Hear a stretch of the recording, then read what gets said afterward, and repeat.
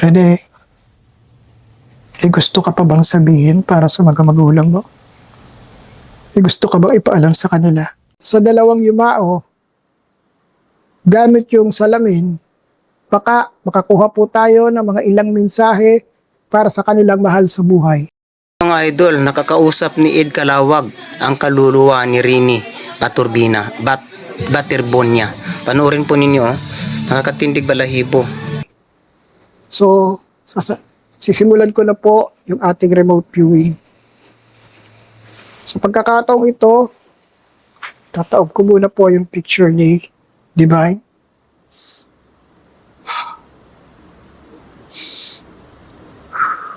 Naman po ang aking nakita, yun lamang po ang aking sasabihin at ito po ay nakabatay sa kung ano lang ang nakikita ko sa oras na ginagawa ang remote viewing.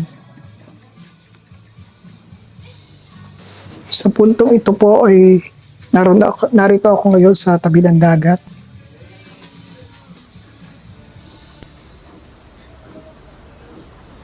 Nakaseparate po sila ng group, dalawang group. Sundan natin sila habang naglalakad sa gilid pa lang.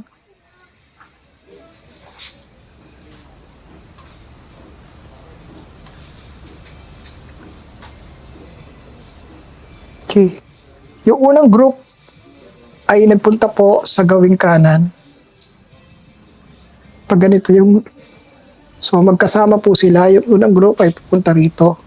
And then yung isa naman po ay medyo palihis ng konti. Pero yung nasa bandang kaliwa ko ay nasa halos hanggang baywang yung tubig.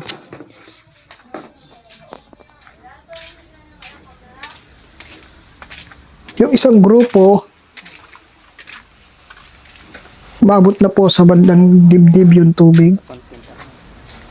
Medyo malayo na po sa Jom, doon ka muna Jom, may ginagawa lang ako. dalampasigan.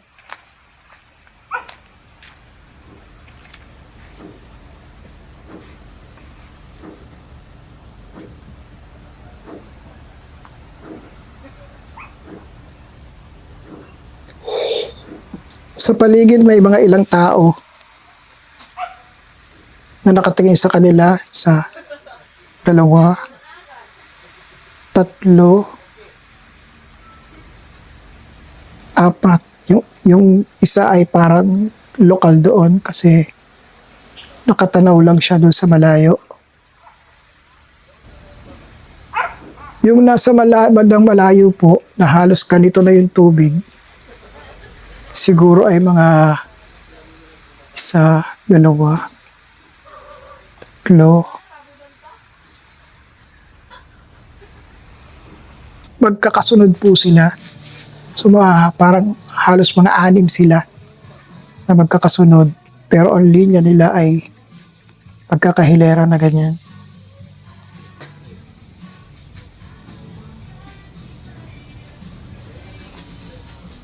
Sobrang lakas po ng alon.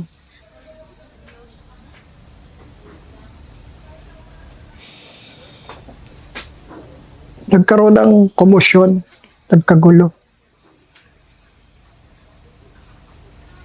Unang dalawa na nandun sa malayo ay biglang lumubog, hindi nila nakita. Then hinabol po nung 3 tao yung humabol. Kasama si Rene doon sa sumubok na humabol. Nag-struggle sila. Yung dalawa na lumubog,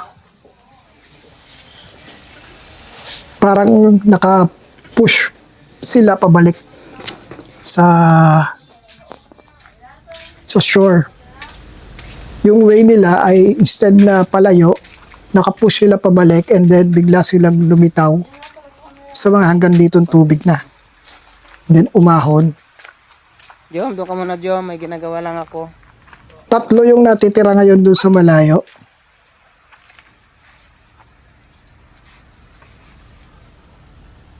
Unang lumubog yung foreigner. Hinanap siya ni Rene. Kaso hindi niya naabot. And then siya, nadrag na din siya palayo kasi may humampas na malaking alon. Pagbalik ng alon, tinagay sila palayo. So hindi na talaga abot. Hindi na abot ng height nila yung pinaka-ground o yung pinakabuhangin ng lupa. And then, ilang minuto, biglang nawala.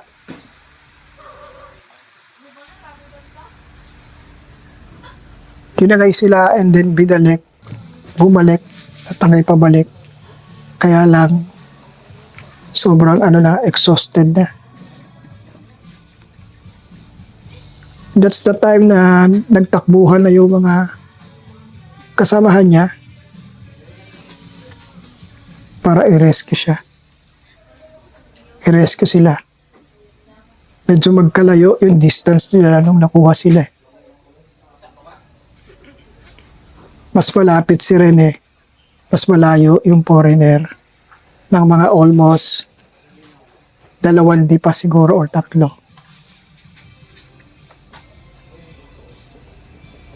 Then merong sumisigaw sa shore.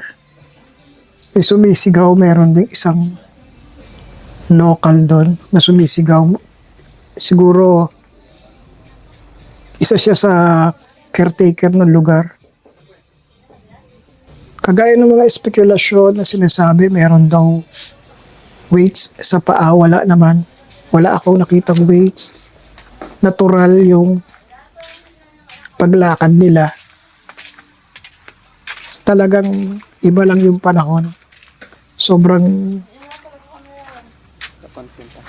malakas yung alon plus yung ilalim ng pinuntahan nila ay pag ganun. Naka-slope. Paglagpas nila dito sa slope, bigla na silang lumubog. Hindi na abot. And that's the time na tumama yung alon. Tinamaan sila, lumubog, nahila palayo. And then bumalik. Yun na yung time na lumutang sila, lumitaw pero exhausted. Saka pa lang sila nilapitan. Saka sila pinilit sagupin. Yung kanina na isa, na 3 sila. Yung isa, nakabalik na. Nakuha na. Tingin ko may mga galos.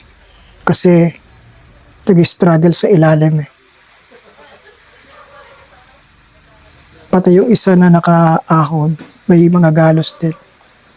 Sumayad sila dun sa pinakailalim.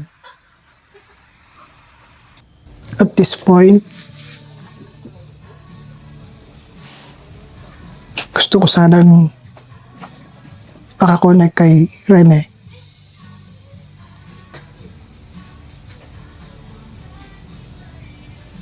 Kung may gusto siyang sabihin para sa kanyang mga magulang. Random lang po yung mga babanggitin ko na kung ano lang din yung nare-receive sa kanya. And hopefully, makarating po ito sa kanyang mga magulang at makakuha tayo ng confirmation. Una, meron siya sinasabi regarding sa parang farm like piggery or poultry farm na nabanggit niya sa magulang niya. And then, isang parang tricycle or basta gagamitin na pang biyahe at pang hakot. May pang hinahakot eh. So, ganun yung sinasabi niya. Other thing is, meron siyang pinaghahandaan na okasyon na sinabi niya na sa time na yon siguradong darating siya. Very random yung mga sinasabi niya. May ginagawa lang ako. Hindi ko alam kung anong connection pero ito yung eksaktong sinasabi. He was telling about dun sa tulugan niya. Parang more like nagkukwento siya. Ito yung sinasabi ko.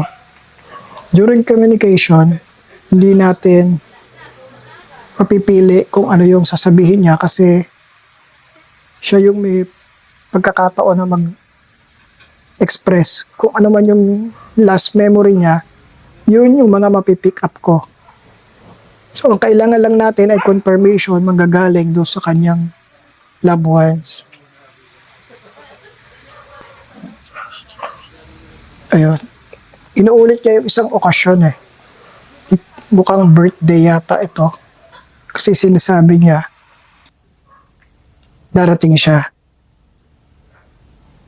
Magpapaalam. Papaalam siya na makauwi. Again, uulitin ko po, ito pong napipick up ko ay last memory ng mga nasa sa loobin ni Rene. Ito po yung mga alaala na pinag-usapan nila o nasabi sa kanya ng magulang niya at nasabi niya sa kanyang magulang.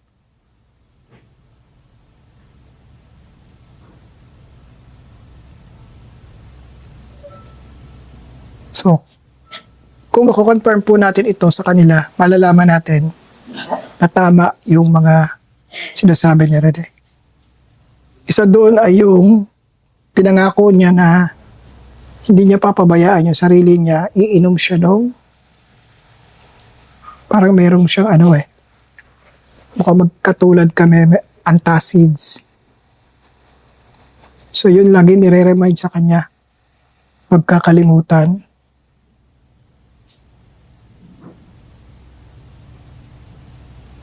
Tapos, mukhang meron silang naging conversation regarding sa sinabi ng nanay niya na huwag mo na lang pansinin.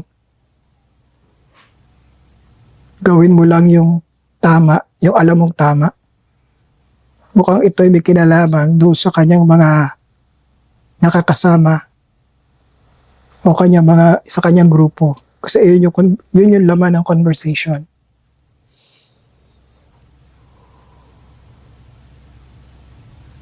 Sabihin mo sa kanila, sorry.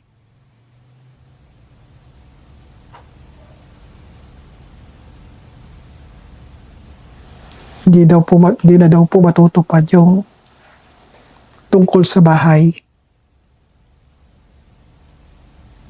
Yung pagpapaayos at saka yung tungkol sa lupa na tutulungan niya kayo na makuha or mabayaran or mukhang tungkol po ito sa lupa kasi yun yung sinasabi niya. So para po sa magulang ni Rene, ito po yung kanyang mga mensahe sa inyo. Sana pagkatapos po nito, magkaroon na siya ng katahimikan. Rene, huwag ka mag-alala. Pipilitin namin na maipaabot sa iyong mga gulang lahat ng sinabi mo. Maraming salamat. So yun na nga mga kanguso, kayo na yung bahalang humusga. Kung totoo nga na nakakausap ni Ed Calawag ang kaluluwa ni Rene Baterbonia. Yung nalunod doon habang sila ay team building. Yung isang sikat na basketball player sa Kabisayaan.